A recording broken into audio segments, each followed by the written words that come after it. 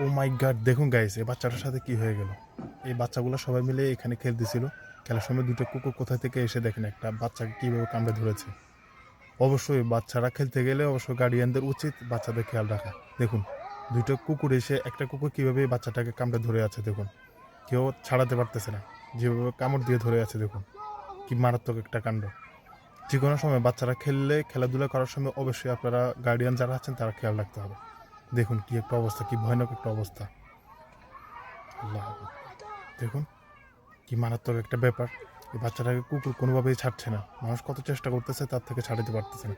কুকুরগুলো কোথায় থেকে এসে এখানে ঢুকে পড়েছে, দেখুন বাচ্চাগুলো চিৎকার, হায় আল্লাহ, দেখুন কি ভয়ঙ্কর একটা অবস্থা। দেখুন সাবধান, যে কোনো সময় বাচ্চারা খেলাধুলা করার সময় তাদের সাথেই থাকবেন, তাদের খেয়াল রাখা উচিত। দেখুন কি একটা ভয়ঙ্কর অবস্থা।